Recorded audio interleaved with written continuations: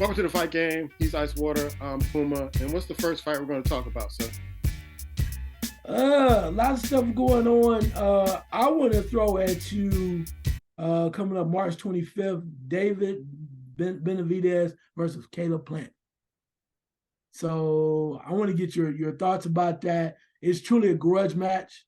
They don't like one another, and both guys really feel like they have something to prove. Well, I kind of lost my confidence in Caleb Plant when he fought Canelo, and he kind of quit. To me, he kind of quit in that fight, or he punched himself out. And so I really don't have any kind of trust in him and how he would do in this fight. I will go with Benavidez in this fight. He's the taller guy. He's got the reach, and I think he's the tougher guy. And I think he's a mentally tougher guy than Caleb Plant. Caleb Plant definitely has the ability to be a good boxer, but I don't think he, and you hate to question a man's heart, but I question Caleb Plant's heart after what I saw him demonstrate with Canelo Alvarez. I thought in that fight, which he was undefeated at that particular point, he kind of just he whimpered. He whimpered in the face of pushing it and pushing it to the point where he could have won that fight. But I don't know if he just punched himself out. I don't know if he felt Canelo's power and just decided to quit. But after that fight, I just had no confidence in him. Interesting. The one thing I want to see is this. You got to think Caleb Plant, if any nothing else, he had to learn from that Canelo fight, right? And he won the famous knockout that he had in his last fight. Everybody's talking about that. But the one thing I want to find out is what did he really learn? Is he learn patience? He's able to really box and stay away. Can he stay away from Benavidez? Because the one thing I want to see this too. Benavidez is a knockout guy. He's talking about he's gonna knock him out. He's gonna go for it, right? He's gonna go right after him, try to tear his head off. But the question is, can Caleb Plant show enough patience? Can he box? Can he move around and stay out of Benavidez' way? Because I think if he can do that, he has a chance. Because I don't see Benavidez being comfortable. And as far as just moving around, he wants to beat the hell out of him. He wants to take him down. And if you are a boxer like Caleb Plant is, and you can sustain his force coming after you, like the first 4 rounds, you might have a chance. So I think I'm torn. I'm torn between two of them because I want to see what fight I want to see from Caleb Plant. Am I going to see the guy that was able to make the stop the last fight and look like he had a lot of confidence? Or I want to see the guy that's going to be running away and afraid the guy sooner or later a guy like Benavidez is going to catch up with him.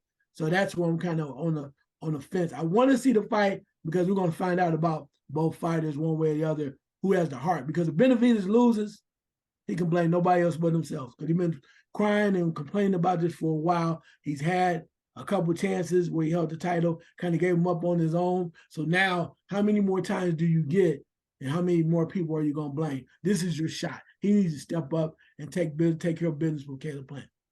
Yeah, and that's why I don't have trust with Caleb Plant because when I saw in the Carnelo fight, when it was time to step up and be that man and be the champion, he whimpered, he folded. And that was the time for you to do it. And if he can't do it there, where he can, beat a legend right then and there, he was talking all that junk and beat a legend. I don't see him doing it against Benavidez. I really don't.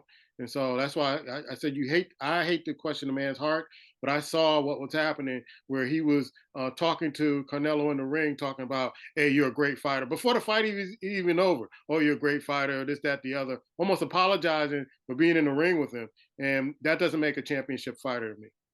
No, I agree with you 100% on that. But on the flip side, that I play the advocate, I ain't going to say the devil's advocate, but I play the advocate, is this. But everybody's not Canelo. And the question is Benavidez really that good? He says he is, and he's proven he can be a two-time champion. But is he going to have the discipline? And that's what I'm questioning right now. I don't know. If he's coming up all crazy, he might knock Caleb Plant out. But that our question is he gonna have enough wherewithal, that discipline to go, okay, I'm gonna be controlled enough to pick my spot at the right time, a la a Devontae Davis fight, right? He might start off slow. He sooner or later he lands that shot, it's over. Am I going to see that from David Benavidez? All right. What's the next fight we should be looking at? Tony Harrison and Tim Tszyu. Tim Tszyu. You know, that's gonna be overseas. Everything as far as the home field advantage, if you will, in boxing will go to Tszyu. And Tony Harrison is filling in for another fighter. So my question is, what do you think about that? Well, this is a fight where if those must wins you have to have in order to keep your career going in the right direction. Tony Harris, this is a must win for him. This is a must win for him. I know that Tim Tszyu is undefeated at this time, but Tony Harris has 3 defeats on his record, and he wants to get back in the mix with fighting maybe the Charlos or getting back in the higher echelons of that weight division. He needs this particular fight. So I'm thinking at this particular time that he's going to go in there with everything he got because he has to throw caution at the wind and he has to get back to the upper echelons of that division in order to be considered for another title shot. And I think he has to go through Tszyu to get that. I agree with that. I can see that. Tim Tszyu is kind of what we call like green a little young, right? Tony Harrison's been in these big major fights, and he's been in with, where he won one with one of the Charlos and lost another one. And I think a lot of times with Tony Harrison, it is all about because he has a skill set, right? Coming out the Chronic Gym, everything's there. Detroit native and tough guy, but the thing is though, his focus. Will he be focused when coming in here? This is a great opportunity, as you mentioned, where he can just kind of come out and go, all right, if I win this, I might get that next shot, with Charlo. So the question is, what Tony Harrison are we going to see? Which guys going to come into the ring? Great opportunity. He's truly the underdog, and under the circumstances, if he can win a fight like this, then he probably can come out and get another shot at Charlo. Yeah, and it's away from all the distractions. You know, being in the States and all that, you have to have, and you mentioned something that was really great, focus. I didn't mention that, but sometimes you see Tony Harrison's focus is off, and that's when he gets in trouble. But if he can remain focused, being in Australia, I mean, it's a whole nother country, and he can stay focused on, I'm here to do a job, and then get back to the United States and celebrate. I think, and he's 20. I forget how old he is, but he's a little bit older than Tim Tszyu, and he has no time to really kind of waste time, and he got to get this done in this fight. Yeah, he does. So, and that's what I'm saying. This all comes down to focus. Tszyu's no pushover, especially being overseas. So it's going to take a special performance from Tony Harrison, and then also too, depending on the performance, it can automatically, boost him up into that shot that he's been looking for, the return match, the trilogy, if you will, with Charlo. Okay. Who's next, sir? All right, next, let's go with a fight that they say they're still working on, may not take place till April, but they look like the contracts are already signed. We're talking about Ryan Garcia versus Gervonta Tank Davis. Yes, sir. All right. I've said this on the show many, many times, and I'm going to try to paraphrase it this time. I think Ryan Garcia is an internet champion. He hasn't really shown me too many things in the ring.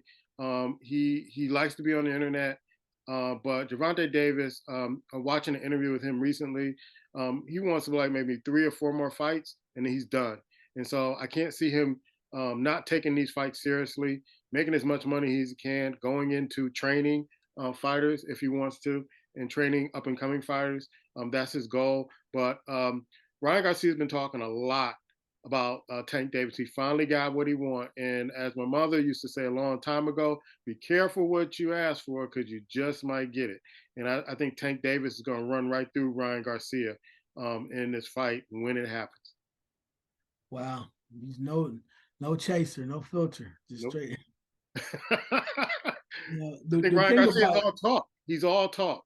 The thing about Ryan Garcia is the fact that he's been calling for these type of fights for a long time, even when he was a lot younger. And I think Golden Boy with Oscar De La Hoya, they basically held him back because they're like, no, you're not ready. You're not ready. And then, too, him having some issues, some mental issues and all kinds of stuff like that, too. that finally they're waiting him to grow. And I think now he's ready to mature. So I'll say this: this is an opportunity for him to really show the world if he's legit. It really is. Because we know what Gervonta Tank Davis is going to do. We know, we already know. He's going to come in, kind of stalk him a little bit, be a little slow. And if Garcia is the boxer that he said he is and move around, got to keep your hands up because we know about round 5 or 6, Tank's coming. And Tank's going to. Now, the one thing I'll say about Tank Davis, Gervonta Davis, is he now has really improved in his stalking technique. Mm-hmm. So instead of coming crazy at you all at once, he basically waits slowly, while moves forward, stalks you. And once he finds out the weakness, it reminds me a little bit of the way they used to do Floyd Mayweather's camp, where they kind of assess the first couple rounds, see what you're doing, and then they see you keep making the same mistake, and then they go after you. And he says, in the last fight, I think Tank Davis said, I see what he's doing now. I see what's doing now. So they're basically calculating and seeing what you're doing consistently. It's kind of like watching a movie in a movie. So you go out there and they come back and they go, yeah, okay, now I see what he's doing. Now I'm going to go ahead and take advantage of this mistake that he's making. And it's going to take a very special performance from Ryan Garcia to be in this fight at all. But make no mistake, Ryan Garcia is long. He can punch. And Tank Davis at times is known to take some punches. Yeah. The question is, you got to beat him to it. So you got to be first. If you're going to, and there's no one to say that Tank Davis cannot be hurt, right? And no one said that. So Ryan Garcia is going to have to prove to us that he's the fighter that he thinks he is. Yeah. If he can do that, but that's a tall tale from one of the best fighters in boxing right now, and that's Gervonta Tank Davis. Yeah, I think the key for Gervonta Davis is his head movement and not taking so many punches trying to get inside, because he does not have the reach advantage. I think he has a 3-inch minus in the reach advantage, which never really hurt him before. He's about 4 inches shorter than Ryan Garcia, but I think head movement, getting inside, getting into the body of Garcia, I think he could just run right through him. Like you just said, like in the 5th round, we've seen Gervonta Davis do this, kind of figure it out, and then, okay, I'm going to run right through you because I know you don't have anything coming, and then he'll end the fight. But like I said, Ryan Garcia has been asking for this he's been asking for this ass whooping for a long time, and he's finally going to get it.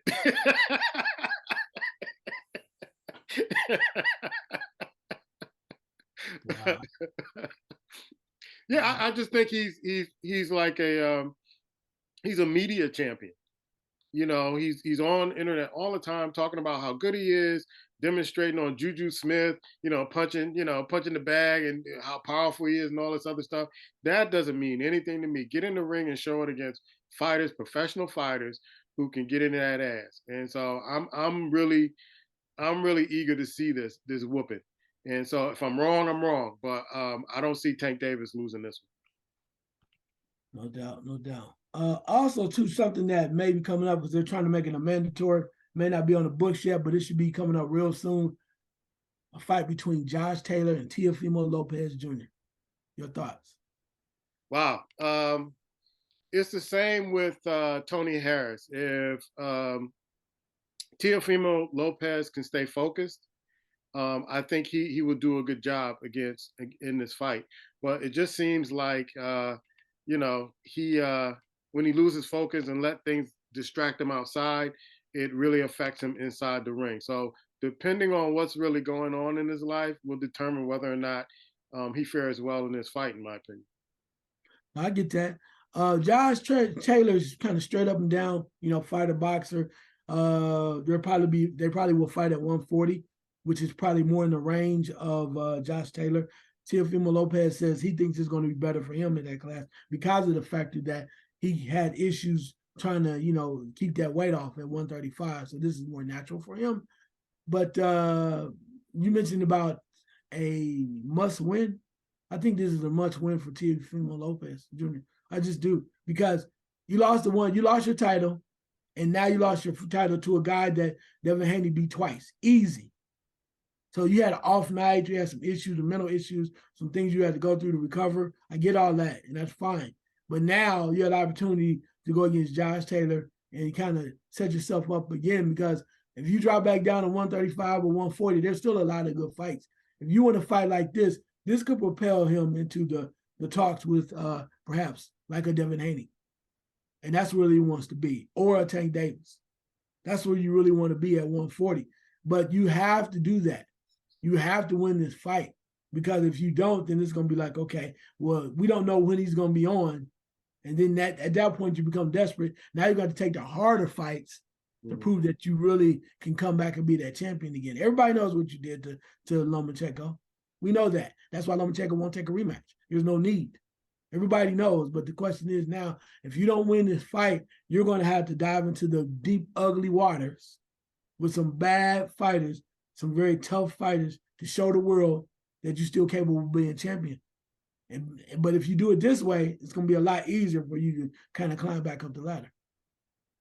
So I got a fight for you in the UFC. I know Bones Jones is returning to the ring. Jones and Gang this weekend coming up. What do you think about that fight? Man, I mean, when's the last time Bones Jones fought? 5 years ago? Something like that? It's been a while. It's been a minute.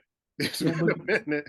Yeah, and I know he's fighting at heavyweight, which really scares me a little bit, because his opponent, the natural heavyweights, can really do some damage. But the one thing about this, and I've always said this, and I like your other boy, Israel. They always said that Israel was like Bones Jones, but no. Bones Jones, when he wants to fight and he's prepared and he's in shape, there's nobody like him. He is one of the greatest UFC fighters ever. And I think he's coming back strong. He's going to show you people what time it is. And the one thing about him is his combination of the kicking game in his hands, second to none. And he's not a bad wrestler. He just doesn't like to do it.